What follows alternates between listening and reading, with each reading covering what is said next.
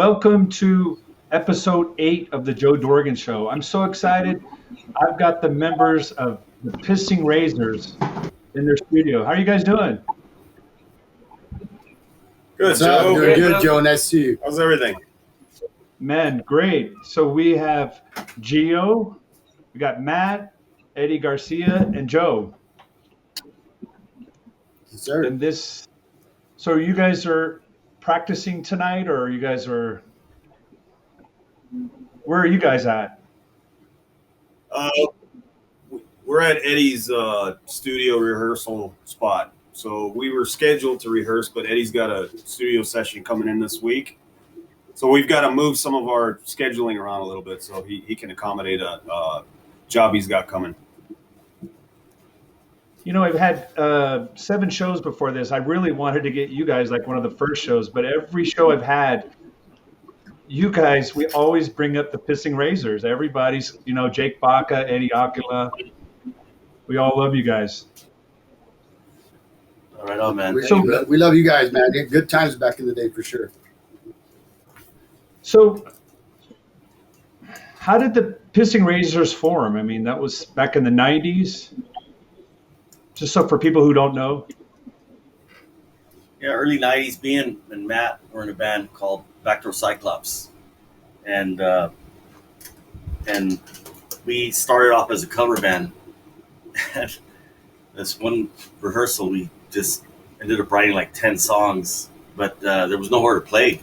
You know, most of the places that we were playing at wouldn't let us play our original stuff. So we started sneaking them in. You know, we were just tell the crowd, "Oh, this is a new song by Pearl Jam or by Stone Temple Pilots," and then we'd play one of our songs. You know what I mean? Yeah. And you know, they wouldn't know them. Before you know it, you know, most of the set was all original. Yeah. And so that band was kind of on its last legs, and I had an idea to do something a lot more extreme and just, you know, just no holds barred, no compromising, just do exactly what we wanted to do, how we wanted to do it, and not worry about where we got booked or even if we got booked anywhere. And so I'd asked Matt if he wanted to be a part of it, but we switched around. I went to play guitar, and Matt started on bass, and then we got my brother on drums. And actually Dave McNutt, local, he was kind of the inspiration behind that because he was always writing these crazy lyrics. And it's like, man, that'd be cool to put some music to that. So that was kind of the start of the band. Yeah, I remember Dave. I mean, he worked at 101 for a time, so yeah. And I think I saw Backdoor Cyclops once or twice. I'm not sure, but I think your description of Pissing Razors today. What's that? I think he got mad at us because we were getting the. I think he got mad at us when we were in Backdoor Cyclops because we were getting the crowd to mosh. You're like, you were telling them to mosh? We're like, yeah. Yeah. I like how you described your music today. I thought, you know, I'm going to turn on Spotify and listen to the Pissing Razors. And, you know, sometimes music's just in the background, but man, I really had to pay attention, man. I was gliding through traffic today, Pissing Razors. I really enjoyed it. So you get it then, right? Yeah. I mean, purpose. Yeah. Joe, how do you continue to sing like that? I'm like, through a whole concert, I'm like, man, without losing your voice. Sometimes I ask myself the same thing, but I don't know. I guess it's just my own technique. I've gotten used to doing it that way. I definitely didn't start that way. You know, I used to sing totally different with my other band, Cage at the time. Was more of the melodic kind of 80s kind of style singing, and so this just kind of formulated somehow into the music ideas that Matt and Eddy had.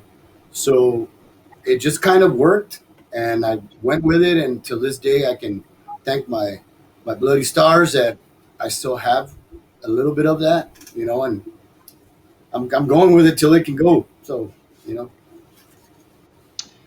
I remember you guys had went to Europe, and I always talk this about to people. So I remember you guys went to Europe and you played 101, and I was so blown away. To me, like, you were just as good as any national act. I mean, you guys just killed it. I don't know if you remember that show, but it was just, I was just like, I'm not working tonight. I'm just going to watch the show. You guys, I don't know what year that was. I think it was a show that when we opened up for Suicidal Tendencies. Or Testament. Right after we got signed, we played with Testament. Oh, well, yeah. But I know we did the Suicidal show before we were signed. And then right when we signed with the label, with Noise, Testament came through, and we were on that same bill with them. I know we did E9 when we came through on the tour. I don't think it was 101. It was E9 when we played. Yeah, it was E9. But those were kind of... Oh, okay. Well, we also played with 6 Feet Under. So I think 6 Feet Under was the headline. We played with Propane as well on one of the tours. And Hatebreed. Quite a few. I mean, it's hard to pinpoint which one it was exactly, but definitely had a blast in all of those. Yeah. In all of those shows. I mean, you always brought in all the heavy hitters at the time and stuff. So I mean, it just was kind of where we were at the moment. The show that I remember is the Suicidal show. So I think that's when I felt as the band it was really came together. It was like, wow, this is what it needs to be all the time. And that's when I felt it's like, yeah, we got this. We're gonna be all right. Because we were always striving. I mean, I'd go see a band, let's say like Machine Head. I'd never seen them. I saw them in LA, and I was just freaking blown away by how great they sounded, how tight the band was. And when I came back home, I told all these guys, I go, dude, we got to step it up, man, even more, So it's always the desire to be the best that you can be, and beyond that if possible. So what got you guys into music? Was it at a young age? Did you see a show that this is what you wanted to do? I think for me was, just being around the guys in high school. There was a few guys that were already playing and doing shows, either if it was backyard parties or if it was doing some club stuff. I mean, music was always around in my family, but not per se as to that I wanted to do it. It was more so that once I got to be around the guys that were playing, specifically one in particular, and I just saw him just recently. His name was Mark Olivas. He was the one that was always playing, and he was a guitar player. I wanted to do the same thing. I mean, obviously my hand coordination wasn't very good, but that's kind of where it all started for me. The singing part came much later, but not like if it was something at home. It really wasn't. It was there, but not to play in a band. I caught the curse early, 5th grade, when they let me be in band. 6th grade, that was it, man. I was like straight A student until I started playing in band, and all my grades went to shit, except for band. How about you, Matt? For me, I was a young man as well, so I had some friends, neighborhood friends that were very into music, exposed me to a lot of really interesting and various types of music. And so, in the early 80s, it was a boom in a lot of new music. Rock was exposed to, a whole new generation of like explosive music. And then I was getting exposed to a lot of the really great stuff from the 70s, AC/DC. As a young guy, I was into Kiss and things like that. And then started getting into more bands that had a lot more musicality to them, the Iron Maidens and bands like that. But I have to say, through those initial years and then coming into when I met Eddy is when I really started to feel where I wanted to move into music, because we had a like-minded approach to what we wanted to do. And I knew he was the guy to do it with. I learned so much from him early on, and you know, just his experience and exposure to me was very influential, you know, and so I have to, you know, give him a lot of thanks in that regard. Absolutely. Yeah. No, he did. He did. He gave me my first shot of 151 and just threw me out there. I said, "Let's do this, man." So I did. He did. He gave me my first 151. We were at Sasso's in the Northeast. And I told him it was Jack Daniels. Yeah. So you know, You weren't very good with Jack Daniels either. No, I wasn't a good bourbon kind of drinker and stuff. But you know, the thing is we just took the approach of really going head first into music at that stage, and I think that was really important for us.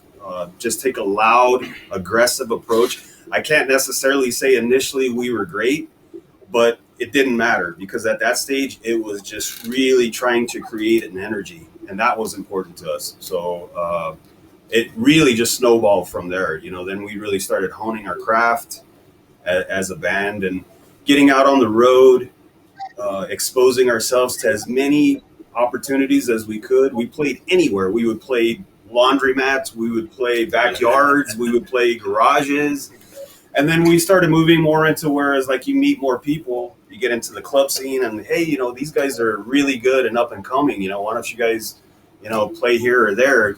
We started doing Los Angeles, you know, very frequently. And that was huge for us because then we were imprinting ourselves with all the up and coming bands, you know, Static X, Snot, System of a Down. Those are bands that we were playing with at the time who went on to do great things. And so it was like very influential for us to be a part of that scene. So. How about you, Geo? Well, myself, I grew up in a family with music. My dad had a band called the Jives back in the 70s. And, I grew up, he was a bass player. They would rehearse in my mom's house. And then eventually the guys from the Jives became Windfall. So I got a lot of influence with Charlie Miller, Windfall, you know, Van Halen right off the bat.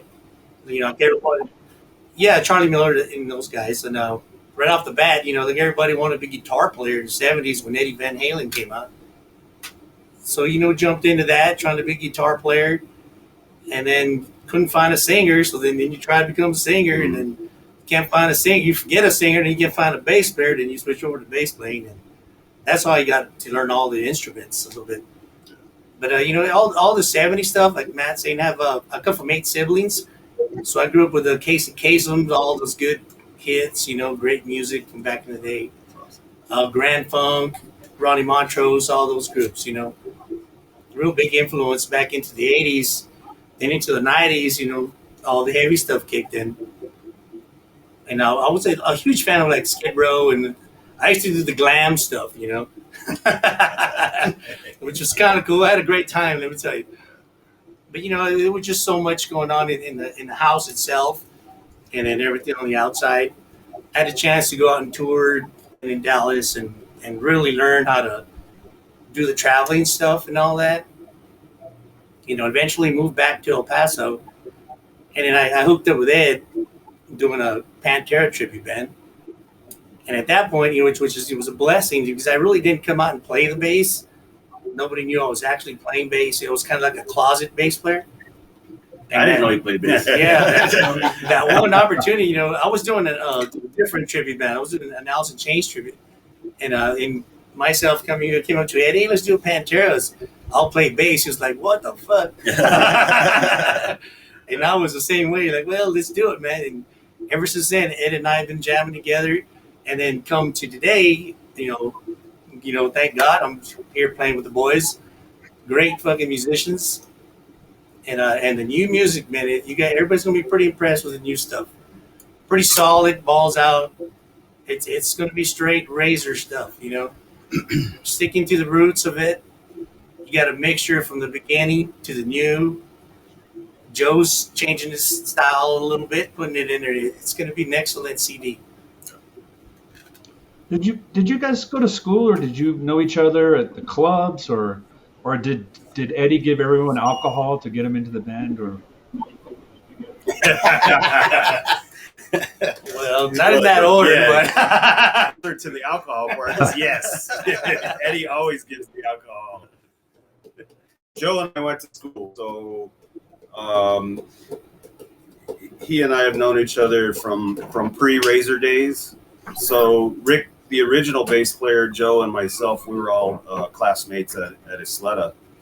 And then when Eddie and I got involved, and then we started really getting the ball rolling with the Razors, Joe had his band playing, and they were playing at Eddie's club frequently, the Attic on Texas Street. And so we kind of had an inkling that Dave McNutt was going to be stepping aside, and we had some road dates coming up. So me knowing Joe and Eddie having Joe play at his venue, we thought, hey, this guy is a great candidate to step in.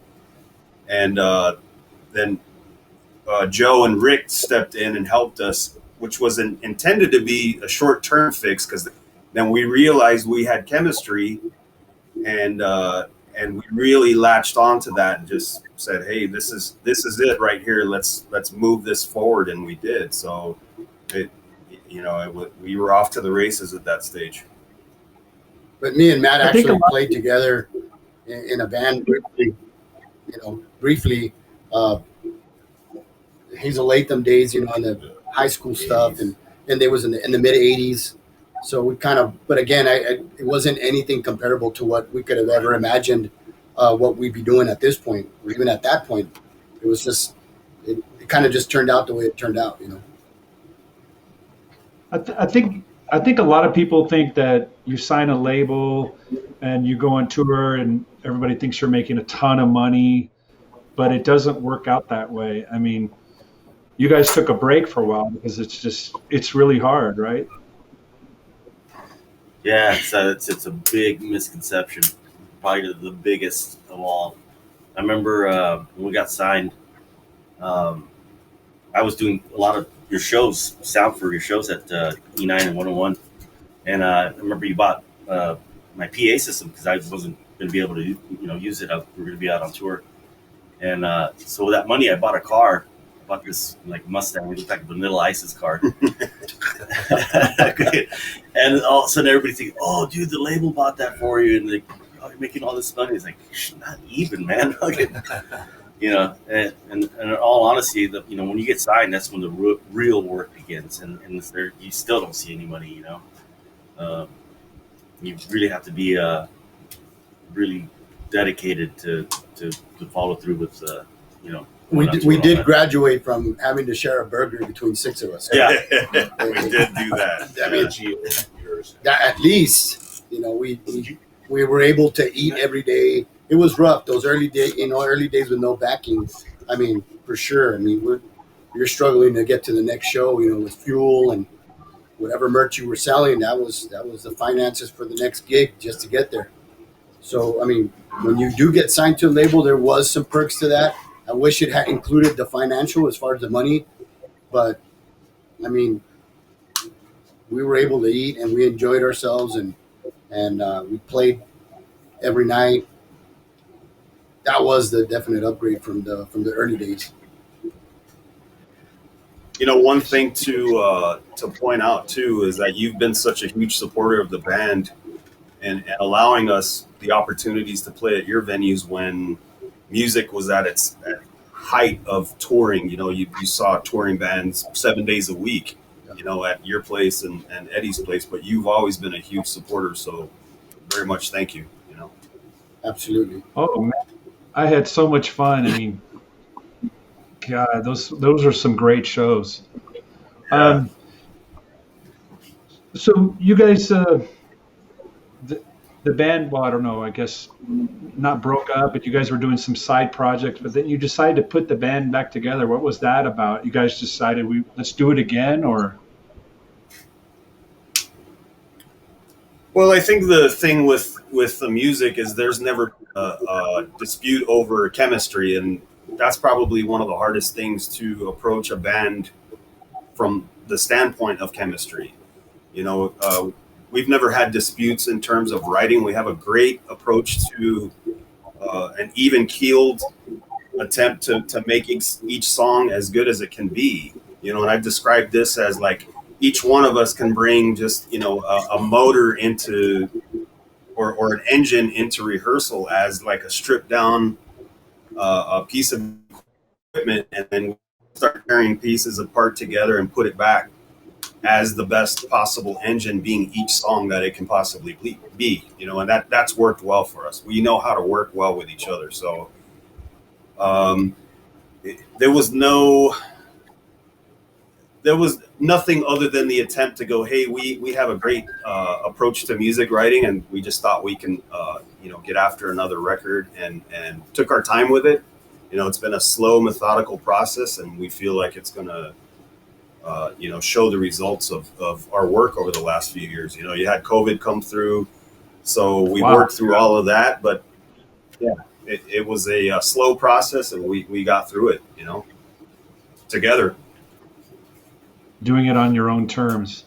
So, I mean, yeah, we all have mutual friends, and as many times as I get, when are you going to open 101 again?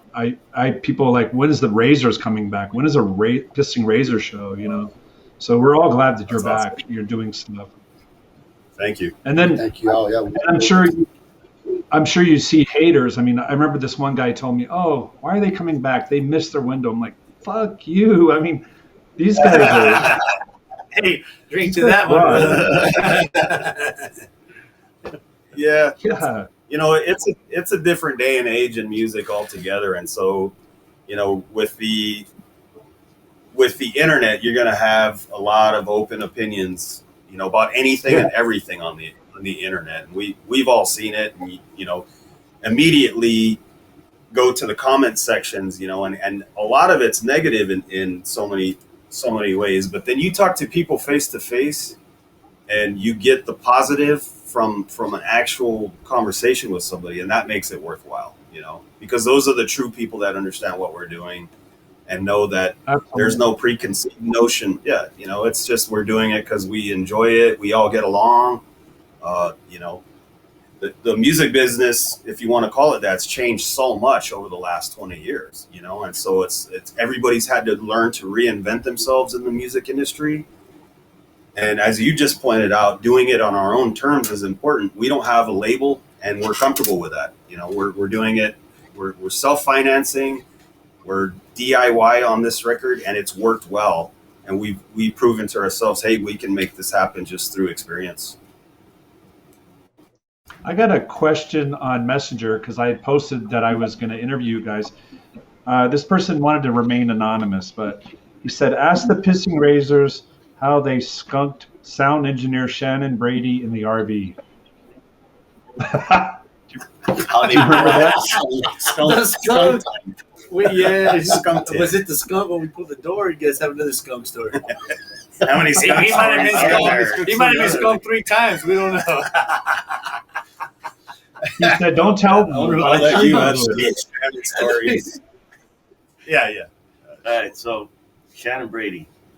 Well, ironically, we had two sound guys that worked with us, and I love them to death, man. They're both great dudes, but they had the stinkiest ass feet, man. And it was like, God damn, bro, buy some fucking socks, man. Buy some new socks. We bought them new socks just so be trying to take care of the fucking situation. That's great. That didn't help. God damn, get some new fucking shoes too, man. I don't remember the skunk story though.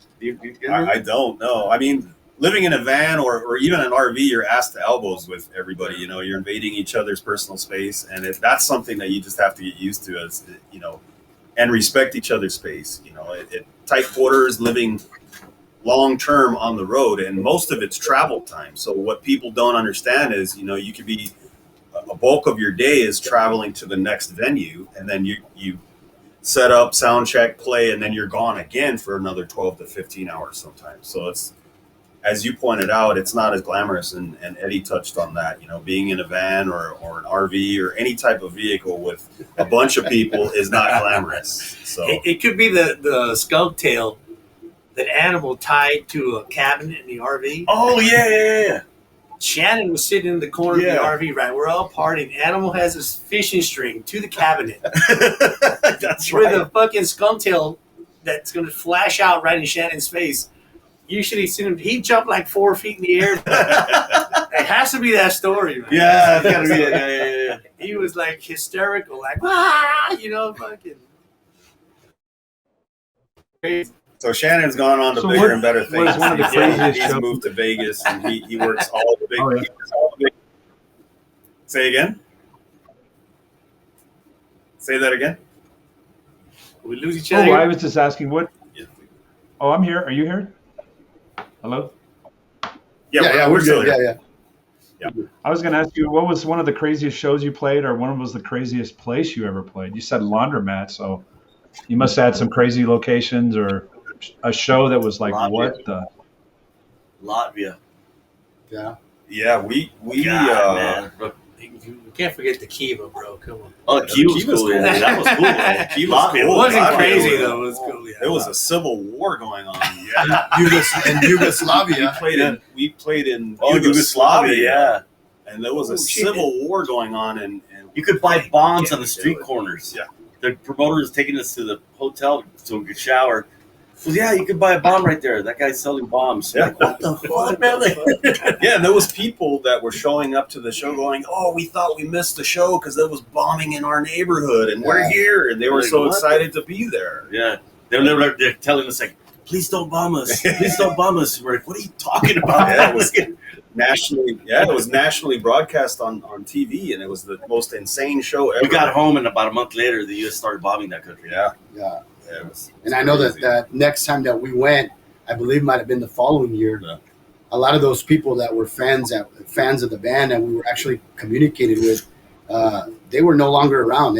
Some of them were killed in a lot of that action, which is kind of unfortunate. Wow. So let's talk about the new album. You have a couple singles.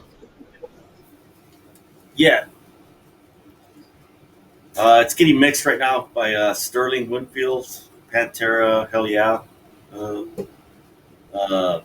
He worked with us on our third record, Fields. And so we recorded it here at my place.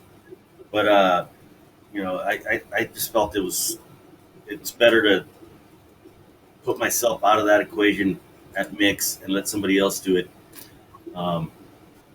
It's just, I think it's just a better thing, especially for this record. In the What is- past, what I've will always- that Oh, and that'll come out on CD, or is that like digitally, or what does music come out like now? Or do you sell your own music through your website? Well, we do everything. We get our own distributor at this point, and we do everything digitally. So then it's it's obviously licensed through all the other digital media outlets, Spotify's and Deezer's and all that stuff. It just depends on how broad you want to go. I mean, they have these broad licensing things that you could just go with tons of them. I mean, the list is endless. There's just so many of them. We are thinking about doing the hard copy CD stuff, which we did when we reissued our first Psycho-Punko Metal Group. We did another at the beginning. We did a limited run of like 500 in 1996. So when we reissued that same version of the record, we kind of cleaned it. Eddie kind of cleaned it up a little bit. We reissued it and did another small run of those. So we're kind of going to do the same thing again. We're kind of DIY. We do everything ourselves, but digitally is the way it's going to be right off the bat. Some of those prior releases and the current release that should be out here fairly soon enough we're going to have a run of some hard copies and stuff for sure. Yeah, we had even talked about doing vinyl. We've never done a vinyl release, so a limited run of vinyl. But these days, everything's streaming. I mean, even CDs are for the most part obsolete. It's a rare occasion that people go out and buy CDs anymore. So everything's streaming services or streaming platforms, Apple Music, things like that. So that's the easiest approach to getting the music out there. Initially, what we did was put out some feelers. So we put out 2 singles, and then we put out a cover of a Nail Bomb track that we had done years ago, and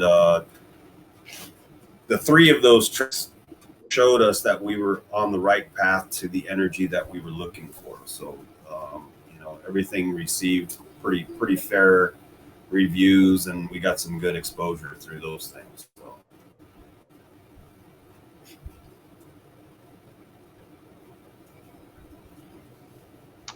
So. You mentioned a lot of famous artists or bands. Is there been a band that you haven't collaborated or you'd like to collaborate with, just haven't got the chance to? Or I could definitely say not having the opportunity to collaborate with our friends Dime and Vinny, because I know it would have happened, but unfortunately, they're not here any longer, and I think that's probably one of the biggest ones. We know a lot. I mean, we've come across and met a lot of people, and we've wanted to collaborate with a lot of them. We did a little bit of something with Steve from Skin Lab. Definitely would love to do a lot more stuff with a lot more people. But I think for me, and I could probably even vouch for Ed and the rest of the guys, not having the opportunity to collaborate with those two guys is probably the one that hurts the most. Because Eddie had some good communication with Dime at the time, and Vinny just a little bit before we saw him on tour. So the possibility could have been there to have done that, and I think that would have been one of the coolest and funnest ones for us. That's honestly the only time I've ever been like fucking starstruck fanboy when I met those dudes. And, I've had the opportunity to meet a lot of people. But, I was such a big fan of Pantera and the band, and it's like, so when I was just blown away when they came to one of our shows in Dallas. Right. I was just like beyond floored, and it was like, we're playing in this little billiards place and there's like 50 people. And I see Sterling, Vinny, and Dime in the back fucking shaking their heads, like, what the hell? And wow. that turned out to be a pretty intense evening of tequila shots and going to the strip club and then Vinny's house. And it's like, man, it was a mess. Yeah. But a good mess. Definitely great people, but not being able to collaborate with them on a level, on any type of level, is probably one of the biggest ones that we missed, for sure. And what's in store for the band? I mean, the near future. Are you going to tour or? Well, we're kind of waiting to see. We're waiting to see what the after effects of COVID are. I mean, Texas seems to be fairly open in terms of clubs starting to push live music, but that doesn't seem to be the case in a lot of other areas. And what I've personally seen lately is bands that had tours booked for this fall are already pushing them into spring next year, summer next year, fall next year.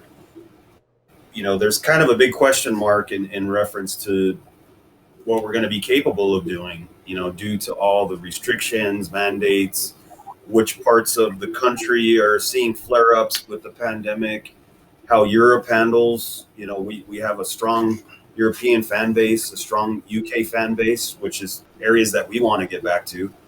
And, we're not really sure what that's going to spell for us, but those are tentative plans to go, hey, we would love to do these markets. We get a lot of requests to play certain areas, all over the world. So it'd be cool to be able to have those opportunities. So can anyone, you've had 6 albums, is that right? 6 albums out? Can people get, I guess they can digitally download, right? Your 7, that's right, 7. Yeah. So people can do the digital. Yeah, they can download everything up until, I believe, is the Where We Come From CD. And that one had Dewey Bragg and Cesar Soto, along with Ed and Rick. There's still 2 records in question that we have to kind of get to that level. We just haven't gotten around to it because we've been busy with trying to get this new record, focusing on that. So, I mean, it's still in the plan to kind of put it out there for everybody to grab onto the live record, which is Live in the Devil's Triangle, and then the Evolution. But we're kind of not there at that moment. But everything else is available.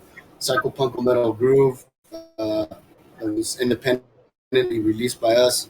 And then the ones that were on Noise Records, which was the self-titled, Cast Down the Plague, Fields of Disbelief, and Where We Come From are available on all digital platforms right now. We do have a small amount of the Psychopunk Metal Groove still available for a hard copy. Of course, anybody wants to reach out for that can reach out, and then we'll definitely make it happen. I still think. Oh, go ahead. No, I was just going to say part of what we've strategized over the last couple of years is retaining the rights to all of our own music. So all of the band's music, rather. So, you know, having labels that have had the rights to the music, that's been what we've tried to approach getting our music back as an independent artist and own the rights to all of our music. So slowly but surely, we're trying to make all of that happen where we retain the rights to all of the band's catalog. I was just going to say, oh, that's a great. I was just going to say, I think your merchandise, your T-shirts were legendary. The "fuck you" shirts that were from Texas. But I used to see them, you know, different variety of shirts, and they were great. Yeah. Most of that was Eddy Garcia right here. Eddy came up with all the cool, offensive sayings on the backs of the shirts, which were, and it worked because it did get us a lot of free booze. A lot of free booze, and you saw a lot of people walking around with T-shirts turned inside out at the casinos and wherever we were playing. So it was cool. It's funny. Yeah, but we were still beat out by my friend's band from LA, and they were called Weirdhead, and they had the best shirt ever, the best slogan on the back of the shirt. It said, "God bless pussy." And I was wearing this shirt one time. We were on tour. Picture that. And we went.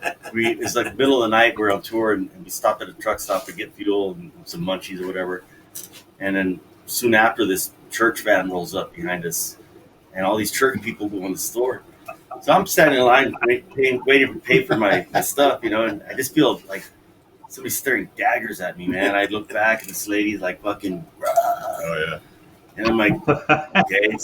So then I look back again. And she's like, "How dare you use the Lord's name in vain like that," or some shit like that. And I go, "What, lady? You don't like cats?" You don't like cats. And her demeanor completely changed. I go, "Get your mind out of the gun." That's great. I just remember those Pissing Razor shirts. I'd see them all over town, you know. So yeah. I never got one, but I have one Pissing Razor shirts. What I wear. So, well, That's awesome. If you had one message to your fans, what would that be? Do you have a message for your fans? Because you have a lot of fans all over. Hang tight on the new record. We are working on it. It's getting mixed right now, and it's sounding killer. Sterling's doing a great job. The stuff he's sent so far. And as soon as he's done mixing it, we'll get it mastered. We'll get it out as soon as possible. It'll be quick. It'll be a quick turnover. The biggest one is thank everybody for sticking around all these years, right. For sure. We love everybody that's reached out to us over the years, that continues to reach out to us, whether direct messaging or contacting us by phone, or we run into somebody, or anything that, you know, that's online and stuff, YouTube and all the other avenues. We thank everybody for sticking around and always being by our side no matter what. That's right. Appreciate it.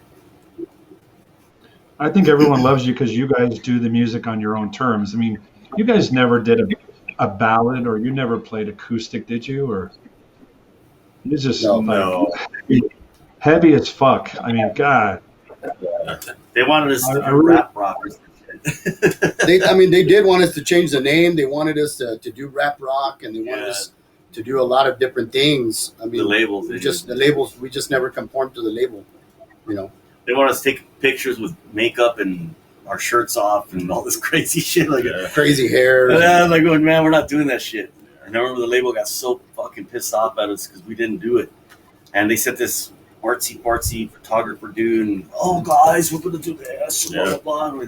Fuck no, we're not doing that. It's like, And I'm sure we've seen bands that they listen to their record label, they changed their style of music, and they suffered ever since that. I know a couple bands. well, I mean, they were they pressured blackmail you in to their change. Yeah. You know, we had for Cast on the Plague, we had the local artist in Ozzy. Yeah.